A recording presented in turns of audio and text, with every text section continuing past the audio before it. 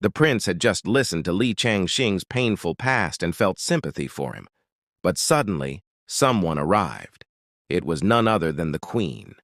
She looked at both of them angrily. "So this is why you cut my call?" she said. "Guards, take him away and hand him to the police." The prince protested. "Mother, wait. Listen first." The scene shifted to Milan Palace. The prince shouted, "Mother, how can you arrest Xing without reason?"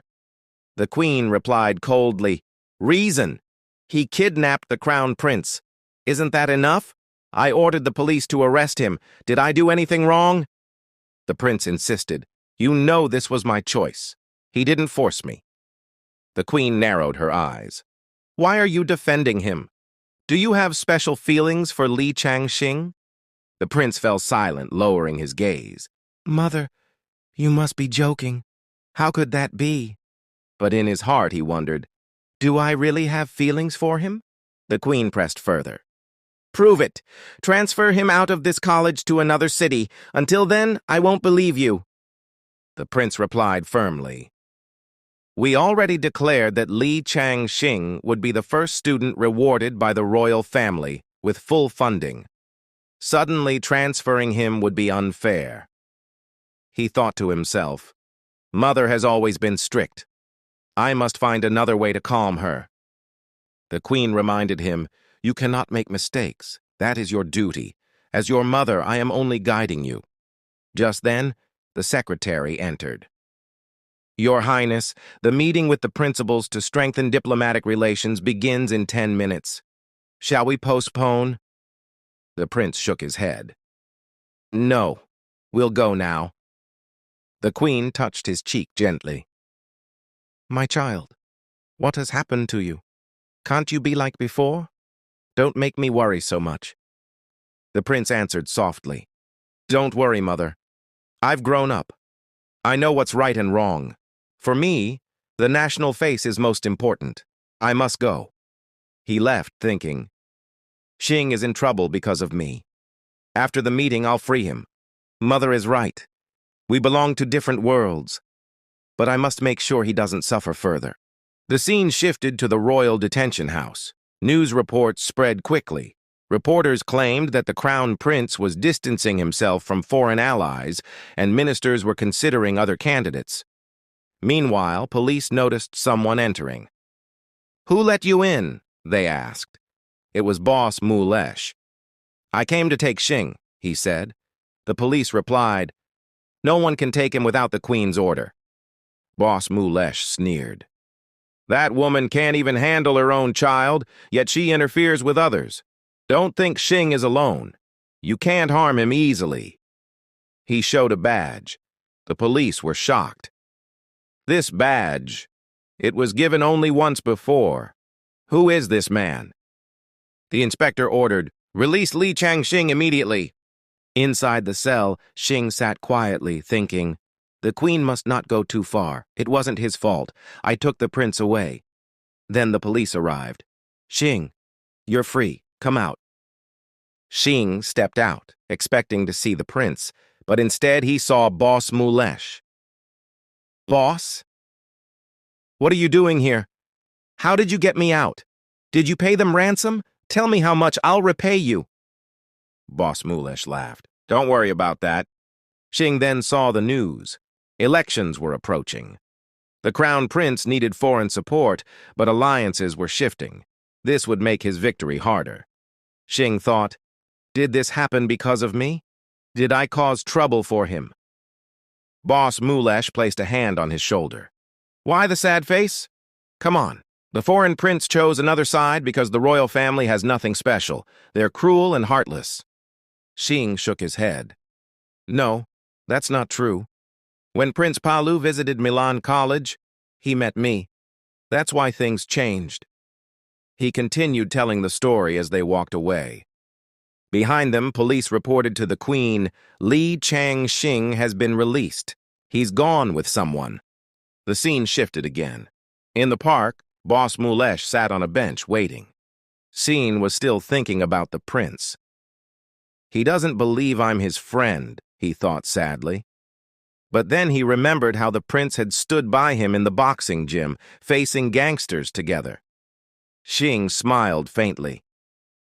"You're a foolish child," he whispered to himself. "But you're my lucky star. Without you, I would have given up long ago." Boss Mulesh encouraged him. "Think carefully. You revealed the truth about college, and the prince revealed his truth too. People saw that the crown prince truly loves his people. Last night, even though he was taken away, it was the first time he breathed freely. He opened up to you. That was his happiest moment." Xing listened quietly. Boss continued. "Keep confidence in yourself. When you believe in yourself, people will come to you. And when they do, they'll see how good you are." Xing thought, "I don't know about all that, but right now, the prince is under pressure. I want to help him. I just don't know how." Boss smiled. "If you care about him that much, his life will shine brighter. Just wait, the real game is about to begin." The scene shifted to the royal meeting. Ministers questioned the prince. "Your Highness, you agreed to cooperate with us, but suddenly changed your mind. This must be related to Milan College. Dolan took advantage of that incident and presented his proposal." The ministers explained, "Prince Palu wants us to fight Dolan. If this is Dolan's doing, we fear we can't stop him." The prince replied firmly, "The most important issue now is how to solve this problem. Do you have any strategy?" The Minister of Energy spoke. "Your Highness, I heard Dolan has made an agreement with Prince Palu.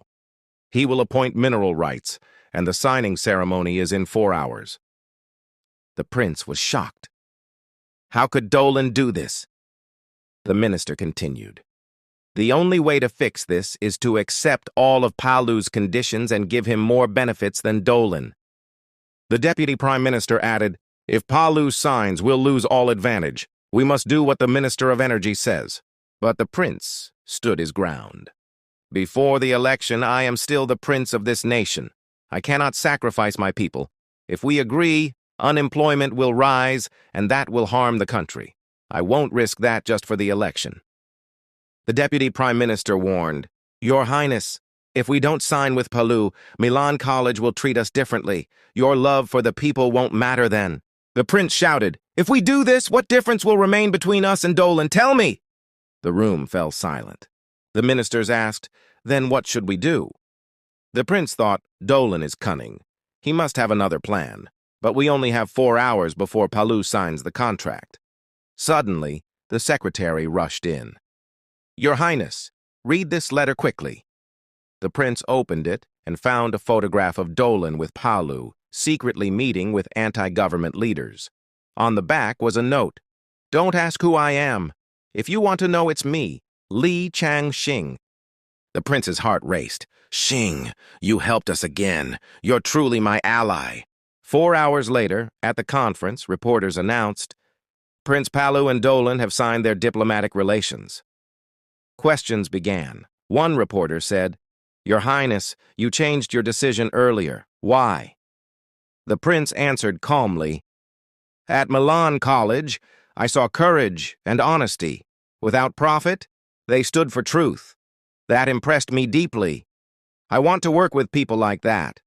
I was also moved by the students who showed bravery without fear." The reporters nodded and the prince smiled. Then the scene shifted to 2 hours earlier, at Palu's residence. Palu was about to sign the contract with Dolan, but the prince arrived with evidence, the photograph showing Dolan with anti-government leaders. Palu was shocked. "So Dolan has 2 faces. He signed with me but secretly supports my enemies. I cannot trust him." The prince thought, "This is the proof we needed. Thanks to Xing, we can turn the situation around." Foreign support had arrived temporarily until the elections were over. Prince Palu explained, "This time I'm here on a political mission. If diplomatic relations fail, my father will punish me severely."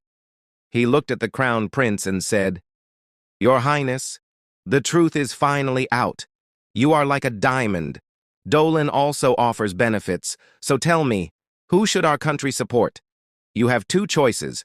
Either join us again, or we will sink you along with Dolan." The crown prince listened carefully. Palu continued, We can reduce taxes, share mineral resources, and cooperate fairly. We are not as generous as Dolan pretends to be, but we want true partnership. You are a hero. You uncovered the truth and saved us from a trap. That makes you our hero.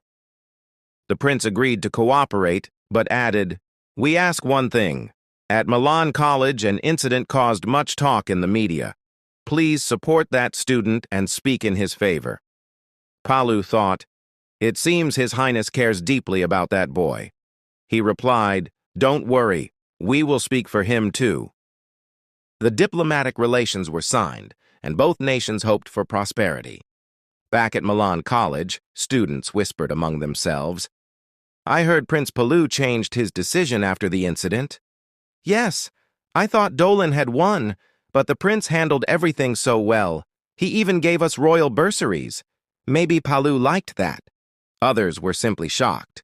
Still, didn't the prince look handsome on TV today? Hein watched quietly, thinking, "Good. No trouble came because of me. I trusted he would handle it." On TV, a reporter asked the Crown Prince, "Your Highness, was it because of the Milan College incident that these relations succeeded?" The prince answered, "Yes. The students there are different. When I visited, I saw unique ideas and courage. One student deserves special thanks, Li Changxing. Despite threats, he stood firm on his principles. Some may call him reckless, but in my eyes, he is someone who always stands for justice. His spirit helped us find our path." Xing felt as if the prince was speaking directly to him. "We are glad to be your classmate," the prince said. Xing thought, "Is he really talking about me?" Other students whispered, "Yes, it's him. He stood up when no one else did. He's truly good." Hearing this, Xing felt proud, though he tried to hide it.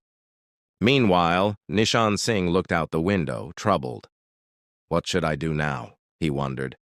Just then, a classmate named NCB approached him. "We need a member for the basketball team. Will you join us?" Xing looked at him. "I don't have many options. If you want my help, I'll give it. When do we meet?" "Tomorrow afternoon at the basketball court," NCB replied. Xing agreed. Nishan Singh thought, ever since he came, things have started to feel better. Xing thought to himself, "Everyone, please take care of me." He remembered the prince's friendly smile and wondered how he could ever forget it. Though he had joined the team, his hands were trembling. "Will everything be all right?" he asked himself. Later, as they walked across campus, someone mentioned that the restaurant nearby wasn't on the way to the basketball court. The prince explained, "We wanted to walk through campus with Mishra, so we brought you here." Hearing this, Xing was surprised. "I never imagined the prince would be so amazing." The prince, meanwhile, was thinking about Xing. "I know Mother won't transfer him, but I still want to see if he's okay." His attention drifted, and someone noticed. "I can tell where your mind is," they said knowingly. Others around began to accept Xing. "If he's with us, we'll definitely win tomorrow," one teammate said. Xing was shocked by their words, but they laughed together. The secretary, watching the prince, wondered, "Since when did they become so close? Why does this bother me so much?" During practice, Xing shouted, "If you want to hit someone, hit me, but if you touch my team, you'll regret it." His fierce loyalty impressed everyone. Later, Xing noticed the prince sitting nearby. "Why is he here? Mother told him not to come. Has he been watching me all this time? Did he see how I played?" Xing's thoughts raced. One teammate said, "I've noticed you're not as bad as people say. You're not foolish at all." But Xing barely listened. His eyes were fixed on the prince. Then the monitor called out to him. Xing realized he had forgotten she was there. She asked, "Actually, I like someone, but he's very hard to reach. He's only close to you. By the way, I must admit, it's because of him that I even noticed you." Xing tried to understand her words, but his gaze kept returning to the prince. "So the person she likes is close to me. Does that mean it's him?" He grew angry. So when they invited me to the team, it was only because of what the prince said. The one she likes is the prince. Blushing, the monitor laughed nervously, revealing her feelings. Xing wondered, could it be that she likes the prince? Soon after, classmates congratulated him.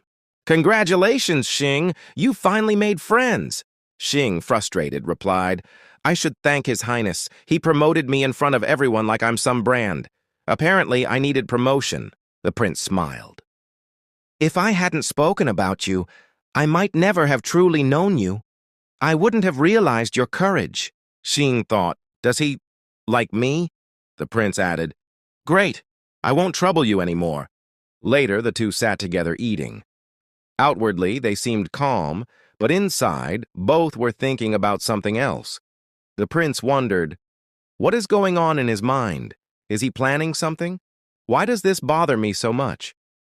Finally, someone asked directly, "Why did you bring me here? What do you really want from me?